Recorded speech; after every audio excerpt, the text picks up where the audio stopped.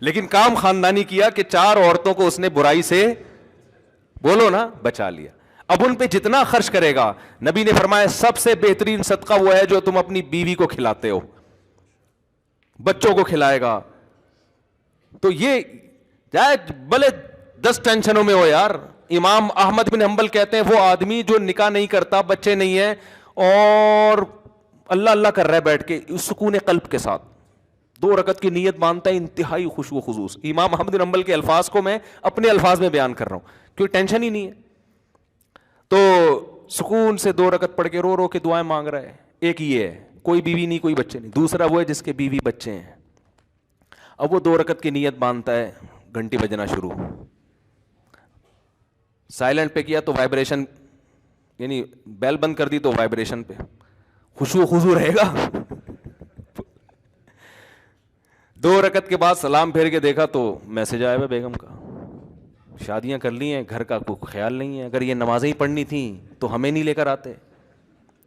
آج مجھے گھر والوں نے ڈبل روٹی کے لیے بھیجا. اپنا واقعہ بتانے میں کوئی حرج نہیں ہے, حقیقت اپنا واقعہ. یہ میرے بھائی گواہیں, یہ دوست ہیں, یہ گواہیں. گھر والوں نے کہا بھائی بریڈ چاہیے, اور مسجد کا جو میرا خادم ہے بیچارہ خدمت کرتا ہے شمس, اس کو بول دیں کہ وہ لے آئے. میں باہر نکلا بھول گیا. پھر میں گھر گیا, گھر والوں نے کہا آپ کو ڈبل روٹی لینے کے لیے بھیجا. میں نے کہا بالکل ذہن سے نکل گیا. اب میں گیا تو دیکھا شمس بھائی جمعہ نہانے کے لیے گھسے ہوئے ہیں. اب میں بیٹھا رہا ہوں کرسی باہر ڈال کے, تو یہ تو ٹھیک نہیں ہے نا کہ جب نکلیں گے تو میں بولوں گا. میں نے کہا چلو جب نکل آئے گا تو بول دوں گا, جب نکلے تو میں اتنی دیر ہو گئی بھول گیا میں. ایسے ہی پھر میں باتوں باتوں میں گھر چلا گیا. یہ خشوع و خضوع بتا رہا ہوں آپ کو. ایسا آدمی کیا خشوع و خضوع سے نماز پڑھے گا بھائی؟ اس کنڈیشن میں خشوع و خضوع سے نماز پڑھ کے دکھاؤ, پھر وہ میں مانوں گا یہ خشوع و خضوع کی نماز ہے. سمجھ رہے ہو نا؟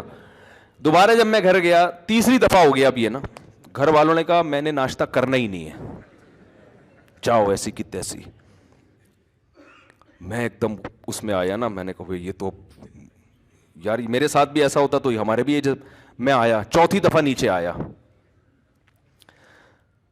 جیسے ہی نیچے آیا تو یہ آپ کہاں سے تشریف لائے ہیں؟ ثوابی سے یہ بھائی آئے ہیں. ارے مفتی صاحب, وہاں سے ایک صاحب, ارے وہ جب آئے نا قریب میں بھول گیا.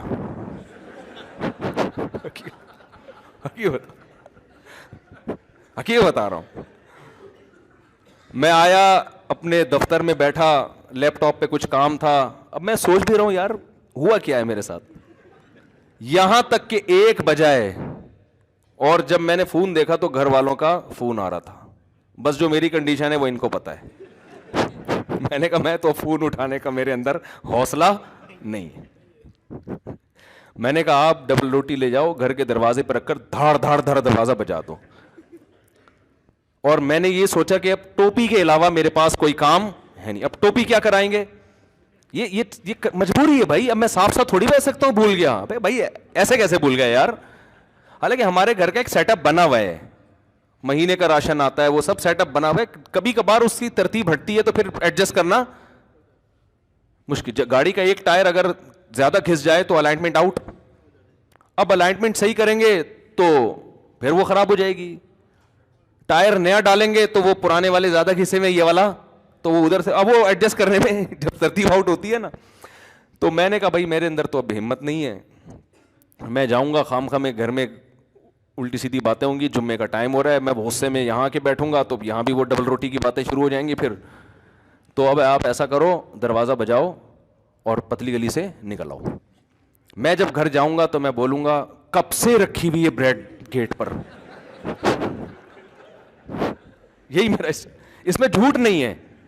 کب سے رکھی ہوئی ہے مجھے خود نہیں پتا کب سے رکھی ہوئی ہے, ایگزیکٹ ٹائم تو معلوم نہیں ہے نا. وہ بندہ دروازہ بجا رہا ہے یار, کب سے رکھی ہوئی ہے. تو یہ میرے ذہن میں پروگرام تھا کہ بھائی ٹوپی بندے پہ ڈال دو. تو آخر یعنی اگر اس میں ناکام ہو گیا تو کہیں گے اس نے, یہی چلتا ہے گھر اسی طرح چلتا ہے. ایسا نہیں ہوتا کہ میں بھول گیا تو میں پھر بھول گیا, تو میں پھر بھول گیا, تو پھر بھول گیا. تو خیر جلدی سے بات ختم کرتا ہوں. تو بس 2 رکعت امام احمد بن حنبل فرماتے ہیں کہ جس کے بال بچے ہوں وہ ان کی فکر میں ہو, ان کو کھلانے پلانے کی فکر میں ہو, ان کے ذمہ داری پوری کرنے کی فکر میں ہو, تو وہ اس کی 2 رکعت اللہ اس پہ ثواب اس کو زیادہ دے گا. تو کیونکہ وہ نیچر پہ چل رہا ہے نا, پادری پن تھوڑی ہے کہ جنگلوں میں نکل جاؤ بس اللہ اللہ کرو بیٹھ کے. تو اصل جو قرآن کے احکام ہے نا, جس میں وراثت کا حکم ہے, سود سے بچنے کا حکم ہے, بہنوں کو وراثت دینا, کسی کا مال ناحق نہ کھانا, جو کام آپ کے ذمے لگا ہے وہ دیانتداری سے ادا کریں. تو یہ کام مسلمان پہلے چونکہ کر رہا تھا تو ترقی کر رہا تھا, اب یہ کام مسلمان نے چھوڑ دیے ہیں. اور اگر ہم جنت جہنم کو بیچ سے نکال دیں گے نا میرے بھائی, تو مسئلہ یہ ہوگا کہ یہ جتنے ہیں نا اس سے ہی جائیں گے. یہ ایسا نہیں ہو کہ چاند پہ پہنچنا شروع کر دیں گے, کیونکہ ہمارے لبرل لوگوں کے ہاتھ میں ہمارا تعلیمی نظام ہے جو مذہب پہ چلتے ہی نہیں ہے. تو دیکھو تعلیمی نظام کا اب کیا بیڑا غرق کیا ہوا ہے انہوں نے. اللہ تعالی ہمیں سمجھنے کی عمل کی توفیق عطا فرمائے. وما علینا